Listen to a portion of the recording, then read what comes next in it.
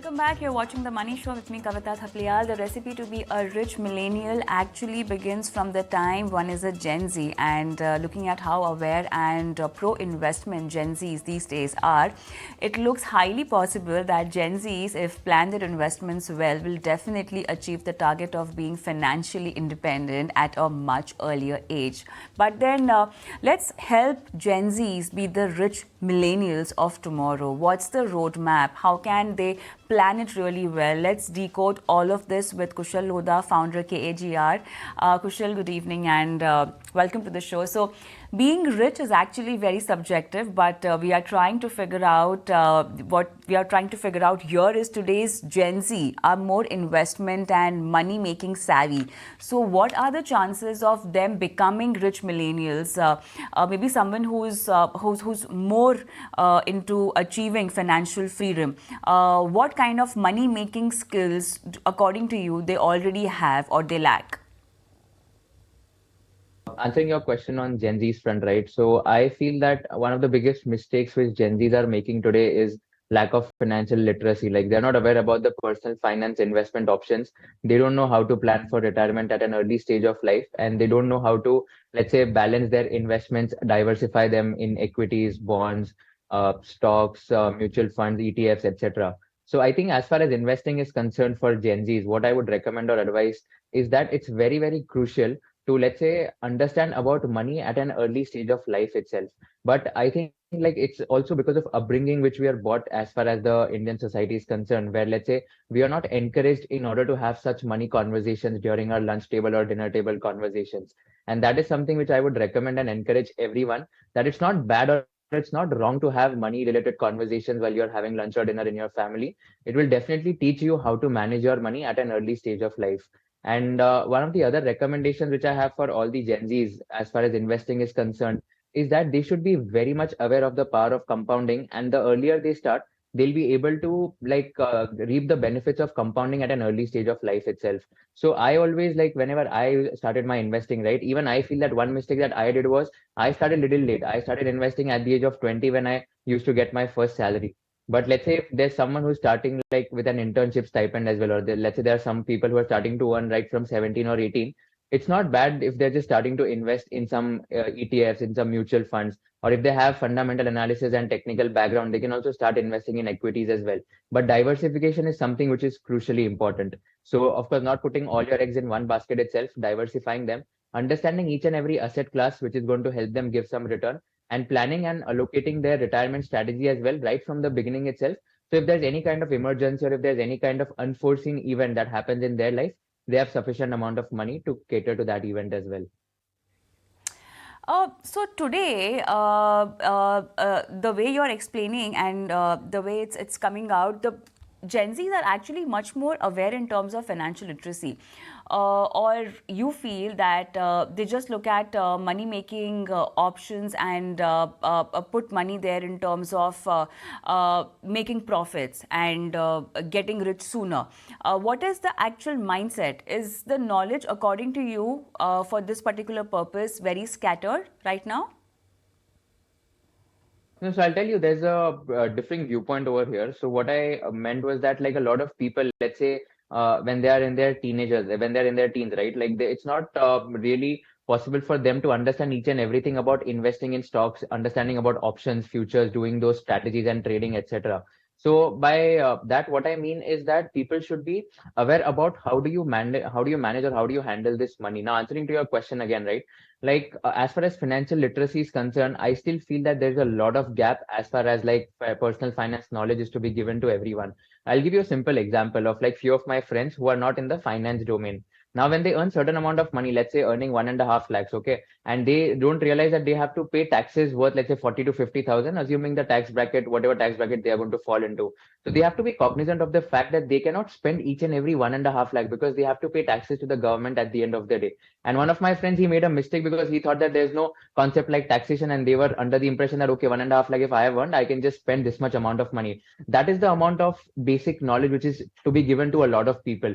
There's a I feel that there's a majority of the Indian audience that needs to understand about how do you invest, how do you calculate taxes, how do you strategize so that you save on your taxes, and how do you strategize so that you get the most returns at the least minimal cost. That is something which needs to be taught, and in my opinion, that is something which is still not there as far as the entire Indian audience is concerned.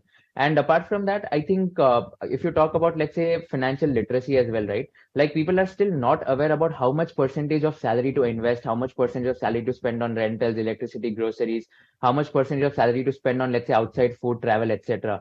So this is also something which needs to be taught right from their school days or right from their college days itself, which will help them understand about how do they manage money. Today, a lot of people approach me and ask me that, Kushal, I've earned my first internship stipend. Just tell me, how do I save? How do I, what proportion of my salary should I invest, etc. So always I advise that like a 50-30-20 rule at the initial stage is like a much better rule which you should follow, which is like 50% of your salary should be spent on necessary expenses like rental, groceries, electricity, etc. 30% of the salary should be spent on expenses like food or travel, expenses like outside food and travel, etc. And 20% on an average should be saved or invested, in my opinion. If you start off with 20% of the salary which is invested or saved, I think the benefits of compounding would be much more as compared to the benefits of compounding if you start at a later stage in life. All right, Kushal. So, following a strategy is important. They need to have better understanding of their risk profile and investor personalities. But because they have more risk-taking capacity, how can that be of advantage in order to achieve the target of becoming a rich millennial? And how to make that risk part work in your favor? Yeah, that's a very valid point, and I completely agree that they have more risk-taking appetite as compared to uh, any other person who is in the age bracket of, let's say, 20 or more, or 35, 40 or more. So what I feel is that the way of managing risk at that point in time is by ensuring that you are allocating more percentage of your investment towards equities or towards like asset classes that might fetch you more amount of returns as compared to allocating it to, let's say, fixed deposits or gold bonds or any other like lesser risk asset class. So the way of managing, or maybe the way of putting it here, is that, of course, like financial literacy is one which is to be given to all of them, but at the same time, they need to be cognizant of the fact that they have the risk-taking appetite as of now. If they're going to invest everything in, let's say, just fixed deposits, or if they're going to invest everything in corporate bonds, they won't be able to reap the benefits of equity returns or the stock market returns, which is there. So the best way to tackle this entire problem is that allocating a certain percentage towards equity, which would be higher, and that would be on a higher side. For example, if you ask me and my friends group who are there, like mostly we allocate around 60 to 70 percentage of our portfolio towards equities, mutual funds, which is again towards equities itself. And then the remaining 20 to 30% is allocated towards fixed deposits, mutual or corporate bonds, and something on the debt instrument side. So that is something which is the best way to manage risk. And I still feel that people should be like having this kind of knowledge where like Gen Zs today usually, right? Like they are very much having this kind of an attitude of making short-term money, which is not usually the case. And that's the biggest mistake which a lot of Gen Zs and a lot of people are making these days, where they want quick money or short-term money. So I still feel that instead of going for short-term money or having that quick money attitude or a mindset, it's always better to just put it in an instrument or put it in some instruments which will fetch you like certain amount of returns every year, so that you don't have to worry about, okay, this year how much I have to earn, or this year how much return I'm going to get. So that is something which I would advise every Gen Z who wants to start investing, where you have to take your decisions accordingly. But if you are at an early stage of your life, allocate higher percentage to equities and higher risk asset taking classes. At the same time, hedge your portfolio by taking some lesser risky bets as well, by like investing in fixed deposits or investing in corporate bonds and all of that stuff. So, Kushal, now because we are witnessing Gen Zs being more into in terms of participating in equity and other investment avenues, how to manage the future long-term liabilities, could be buying a house. That's a good question, actually. So now there are like goals in every individual's life, right? Like the biggest of the biggest goals would be what, marriage, buying a house, or let's say getting into going into a foreign education, let's say 3-4 years down the line, etc. So there are like 3 to 4 major events or major goals that are there in every individual's life. And I feel that people should start thinking about the goals and start saving and investing towards achieving these goals right from the first day when they are getting the salary itself. So as you rightly pointed out, right, like Gen Zs or maybe anyone who is starting to earn today should have a mindset of having a particular reserve or having a particular surplus that is set aside, and that will automatically fetch them returns in order to achieve their goals, let's say few years down the line. So that's the best way to leverage the power of compounding as well, where you decide at which year what kind of goals you want to achieve, what kind of wealth you want. For example, if you're going for an education outside India, that is going to cost you 1.5 crores or 2 crores, out of which you will take 60 to 70% as education loan and 30% you want to put it from your own pocket. So that 30% is something which you need to ensure that you are investing right now so that you can redeem or you can liquidate to get 30% when you are going outside for your education. Same thing for marriage, same thing for let's say buying a house as well, where you need to understand how much of the down payment or how much percentage would you need when you want to purchase a house. If you are taking a housing loan which is going to cost you around 6 to 7% per annum, and your EMI is going to be like your EMI is just going to be lesser as compared to the salary which you are earning, and you're going to pay out EMIs only through your salary, then of course like that's a different case altogether. But if you're going to do down payment and if you don't want to take, let's say, a housing loan and you want to purchase outright, then for that you need to ensure that you are having that particular pool of capital generated with you so that you can just purchase the house and you can just try to, let's say, think about in that manner itself. So all in all, I'm trying to say that you need to set aside a particular set of fund and you need to start thinking about the future goals right from the present itself, so that you don't come up with an answer that, okay, I don't have sufficient money now and I'll have to borrow, or I'll just have to, let's say, redeem from some illiquid asset class, which I didn't want to redeem at the end of the day. All right, but Kushal, also times have changed. You know, we are not only witnessing changes in the investment mindset, but also changes when it comes to having a financial goal. There is rise in startup culture, early retirement. People want to go for a gig job. More thrust is given to quality of life rather than what we saw the older generations doing. You know, being in one job and then retiring from it. But what kind of money manners are needed for this by Gen Zs? You know, what kind of habits they need to inculcate in order to live this change? Again, that's a very relevant question. Thanks for bringing this up. I'll tell you, like, one of the key things which have helped me a lot in order to, let's say, manage my money or just maintaining like what kind of expenses I'm doing is like a very cliched advice, which is like you need to maintain a budget or you need to maintain an Excel sheet or a diary of all your income and expenses for the month.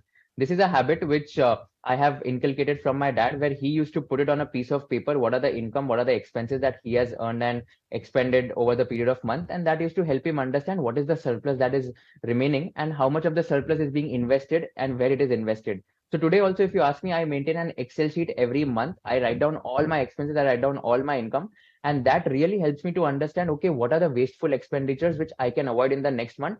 What are some of the ways I can increase my income going forward? And what proportion of expenditure is going to which category? Like travel is taking how much percentage of my income, rentals is taking how much percentage, etc. So it helps me to analyze and understand, okay, how can I just avoid wasteful expenditure, or how can I just increase my surplus amount? That is the first habit, or that is the first advice which I would like to give all the Gen Zs, that start maintaining an expense sheet or start maintaining like an Excel sheet or a diary, which will help you to track your income and expenses every month.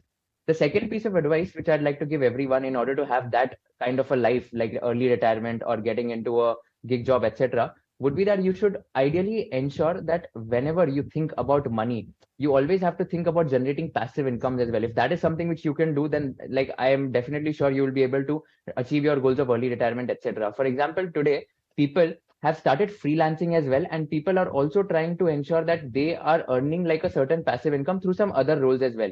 Like, to be transparent, right? Like, let's say if people are doing job, if let's say I was doing a job, I started creating content on social media. After a point in time, I never got to know that my income from social media or content creation would be more than the income from the salary. And that was something which helped me in order to take a plunge into entrepreneurship as well. So the reason I'm stating this is that people can definitely think about building passive incomes, and that is something which will help them in order to have that dreamy life or have that assurity of taking a plunge into entrepreneurship or early retirement, etc. That's second.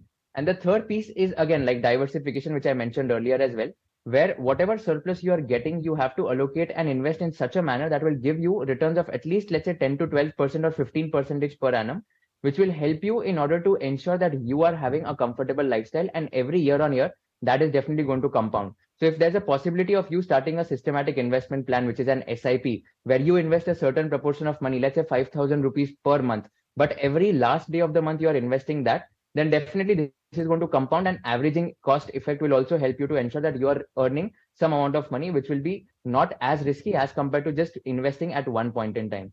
So these are the three money habits which I'd like to like recommend everyone, and these habits have really helped me in order to achieve financial independence and help me in order to just keep a track of my income and expenses. All right, Kushal, that will be all. Thank you so much for being on the show today and helping our viewers, in fact, helping our Gen Zs become rich millennials. We'll take a quick break and post that. Let's talk about your financial portfolio. Let's get your mutual fund related queries answered by Amol Joshi after this break.